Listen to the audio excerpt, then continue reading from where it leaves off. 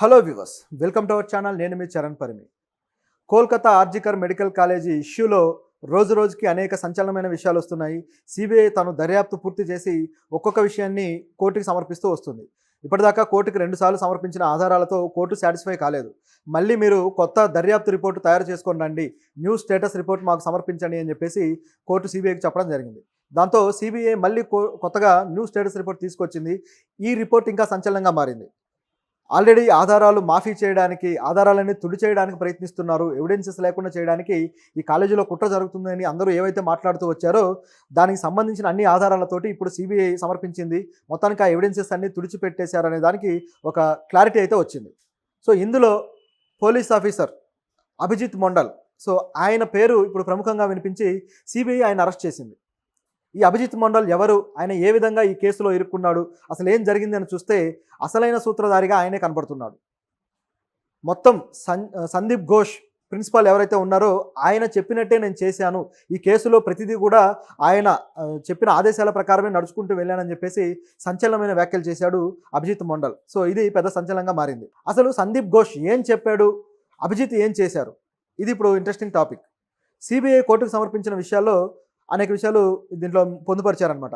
మొదటగా అభిజిత్ మండల్ని వీళ్ళు దర్యాప్తు చేయాలనుకున్నప్పుడు ఆయన దగ్గరికి వెళ్ళి విచారణ చేపట్టారు. ఆయన ఎవరు, ఏ స్టేషన్కి సంబంధించిన వ్యక్తి అంటే అభిజిత్ మండల్ ఈ కాలేజీ ఏదైతే ఉందో ఆర్జికర్ కాలేజీ, ఈ కాలేజీ పరిధిలో ఉన్న పోలీస్ స్టేషన్కు అధికారి. సో ఈ కేసు యాక్చువల్గా ఆ స్టేషన్కి వెళ్ళింది. ఆ స్టేషన్ పరిధి వచ్చేసి తల అనే స్టేషన్కి ఈయన అధికారి. ఇది వచ్చిన తర్వాత ఆయన కేసు నమోదు చేయడంలో చాలా తాత్సారం చేశాడనేది మనం ఆల్రెడీ మాట్లాడుకున్నాం. ఉదయం 9కే విషయం రివీల్ అయితే రాత్రి 11 వరకు ఆయన కేసు నమోదు చేయలేదు. ఎందుకు చేయలేదు అని సిబిఐ అడిగినప్పుడు ఆయన ఇచ్చిన వివరణ ఏంటంటే, ప్రిన్సిపల్ సందీప్ ఘోష్ గారు నాకు చెప్పారు, సో ఆయన ఆదేశాల మేరకే నేను దానికి బాగా పోస్ట్పోన్ చేసుకుంటూ వచ్చాను, చివరికి రాత్రి 11 గంటల టైంలో ఇక తప్పని పరిస్థితుల్లో నమోదు చేయాల్సి వచ్చింది అని సంచలనమైన విషయం బయటపెట్టారు. ఎందుకు ఈ విధంగా ప్రిన్సిపాల్ చెప్పాడు, ఆయన రేప్ చేయలేదు, అయినా సరే ఆయన ఎందుకు చెప్పాడు అనేది చూస్తే దీని వెనకాల ఉన్న రాకెట్ అనేది గుట్టు రట్టవుతుంది. అయితే సందీప్ ఘోష్ ఆదేశాల మేరకు చేశానని చెప్పిన తర్వాత మరి ఇక అందరితో వదలలేదు. ఆ తర్వాత కూడా ఈ సందీప్ ఘోష్ని ఎప్పుడైతే అరెస్ట్ చేశారో, అరెస్ట్ చేసే రోజు వరకు కూడా వీళ్ళిద్దరూ ఒకరితో ఒకరు కమ్యూనికేషన్లోనే ఉన్నారు, ఫోన్లలో మాట్లాడుకుంటూ ఉన్నారు. ప్రతి స్టెప్ మీద కూడా వీళ్ళు కొన్ని నిర్ణయాలు తీసుకుంటూ వచ్చారు. అందులో మొదటగా చేసే నిర్ణయాలు ఏంటంటే ఎవిడెన్సెస్ని మాఫీ చేసేయాలి అని. దాని ప్రకారమే కొంతమంది వ్యక్తులను పంపించడం కావచ్చు, అవి తెల్లవారేసరికి అవి మాఫీ అయిపోవడం కావచ్చు, అక్కడ మొత్తం క్లియర్ చేయడం కావచ్చు, ఇవన్నీ జరిగాయి. దీంట్లో భాగంగా ఆల్రెడీ 2 కమిషనర్లని సస్పెండ్ కూడా చేశారు. అయితే అసలైన సూత్రధారి అభిజిత్ మాత్రం దొరకలేదు.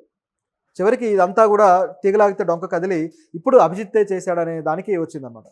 అయితే ఇదే కాకుండా మరి ఇంకేం చేశారని అడిగినప్పుడు ఆయన చెప్పింది ఏంటంటే, ఈ కేసుని చిన్నగా చూపించడానికి, ఇందులో ఏం జరగలేదు అన్నట్టుగా మభ్యపెట్టడానికి డాక్టర్ ప్రయత్నించారు అని చెప్పేసి ఆయన చెప్పడం జరిగింది.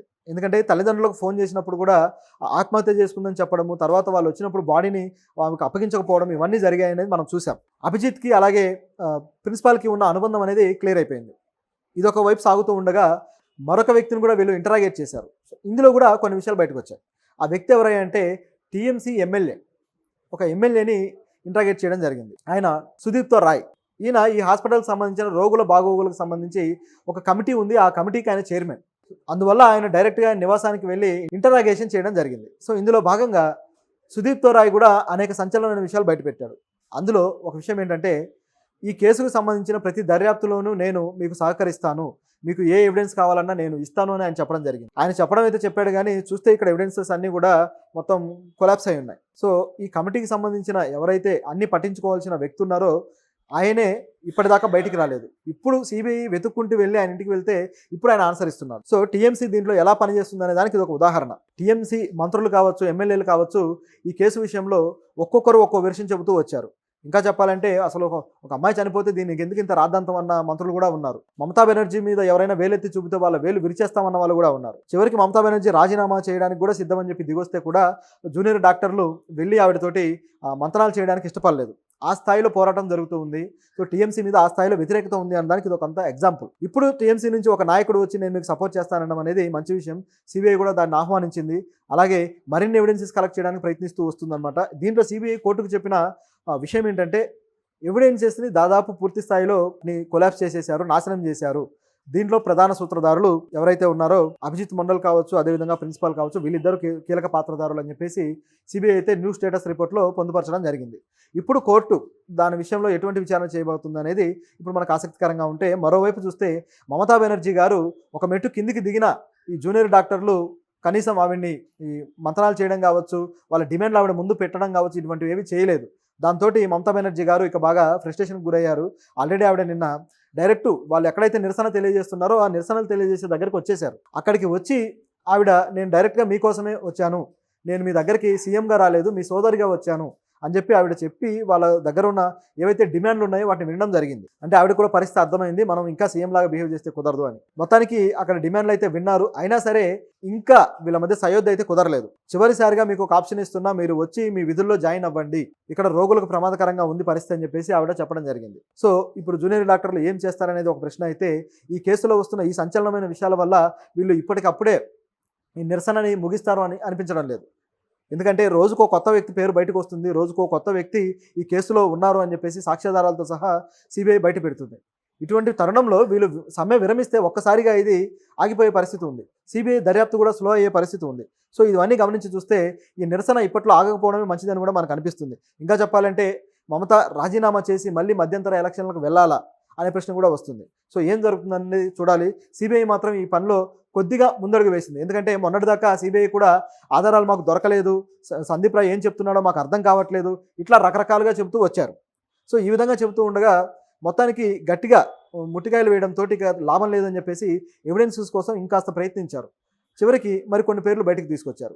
ఒకవేళ కోర్టు కానీ మొట్టికాయలు వేయకపోతే ఖచ్చితంగా సిబిఐ స్లోగా పనిచేసేదా, సిబిఐ దీన్ని ఇంకాస్త అటకెక్కించేదా అనుమానాలు కూడా ఉన్నాయి.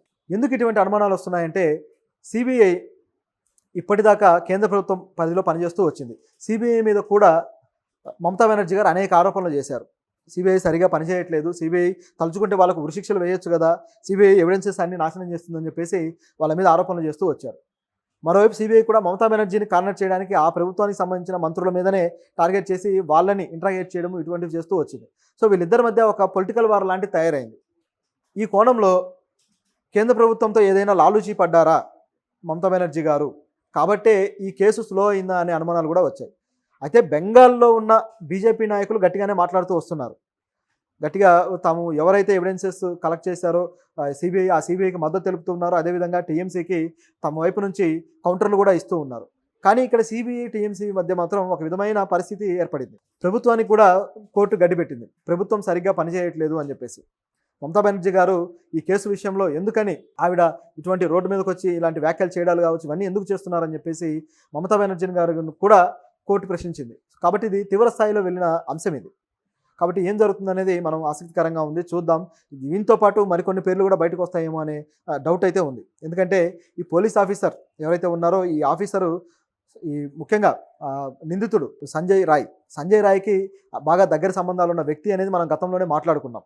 కాబట్టి అతన్ని కాపాడడానికి చేశాడా, లేకపోతే సందీప్ ఘోష్ని కాపాడడానికి చేశాడా, లేకపోతే ఇందులో మరీ పెద్ద వ్యక్తులు ఎవరన్నా ఉన్నారా, వాళ్ళని కాపాడడానికి చేస్తున్నాడన్న డౌట్ కూడా ఉంది. ఎందుకంటే సంజయ్ రాయ్ ఆవిడ కొనవుబిరితో ఉండగా నేను చూశానని చెప్పిన తర్వాత ఒక్కసారిగా ఆవిడని చంపడానికి ప్రయత్నించిన వ్యక్తి ఎవరు అనే వాదన కూడా వచ్చింది. సో ఆ అసలైన పెద్ద వ్యక్తులను కాపాడడానికే ఈ పోలీస్ ఆఫీసర్ అలాగే ఈ ప్రిన్సిపాల్ వీళ్ళిద్దరూ కలిసి ఇంత డ్రామా ఆడారా అనే డౌట్ అయితే వస్తుంది. మరి వాళ్ళు ఎవరు అనేది తేలాలంటే